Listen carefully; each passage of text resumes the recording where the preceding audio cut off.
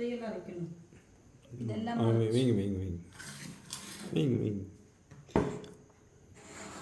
இது இது இது இது இது இது இது இது எல்லாம் அரைச்சிடுங்க. இது மேலே போடுறதுக்கு, சும்மா சூப் மேலே போடுறதுக்கு இங்கே வச்சுருங்க. இப்போ நான் எடுத்துட்டு அப்புறம் வைக்கலாம்.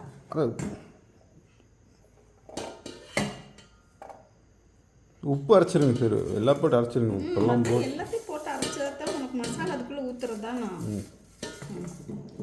கொத்தமல்லி தழை மட்டும் அப்புறமா கிள்ளி போட்டுக்கலாம்.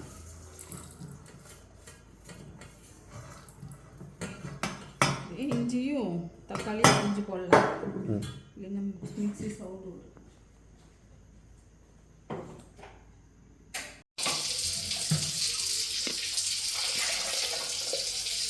அப்படியே நண்டு இதில் போட்டுருங்க. 2 விசில் விட்டால் போதும். மொத்தம் 1.5 கப்பு தண்ணி இருக்குதுல.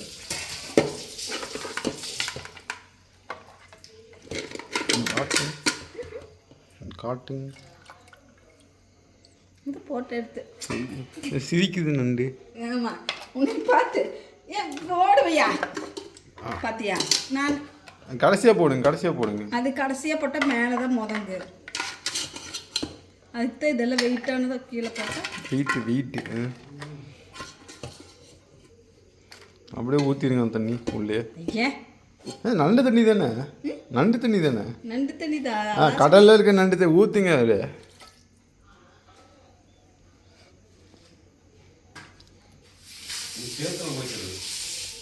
கடல் தண்ணியும் ஆற்று தண்ணியும் இருக்குல்ல, பேக் வாட்டர் நண்டா? பேக் வாட்டரில் சகதியில் சேர்றது 2 சகதி நண்டாமா?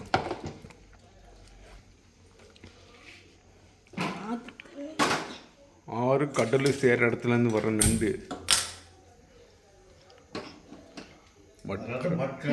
மட் கிராப். 2 விசில் விடணும். அவ்வளோதான். சரி,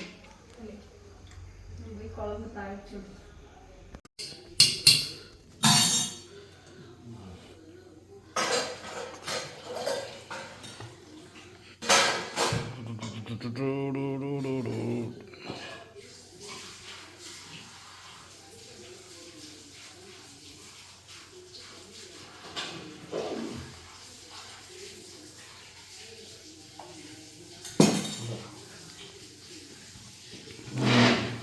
அப்படியே பீஸ். காலியா? அதான் எனக்கு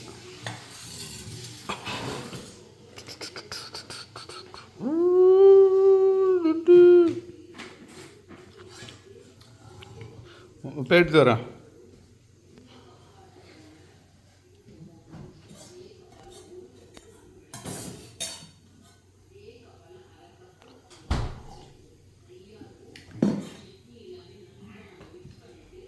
இது முட்டையில் போட்டுருக்கா? சொல்லுங்க, என்ன பண்ண போறீங்க சொல்லுங்க. எம்எஸ் ஷீட் வச்சு சுடுதண்ணி போட்டு சுத்தமாக கழுவணும். சரி, சுத்தமாக எல்லாம் தேய்ச்சி ப்ரஷ் வச்சு தேய்ச்சி கழுவிட்டு எம்எஸ் ஷீட் வச்சு தேய்ச்சி விட்டு வார்னிஷ் அடித்து வச்சோம்னா ஜம்முன்னு இருக்கும்.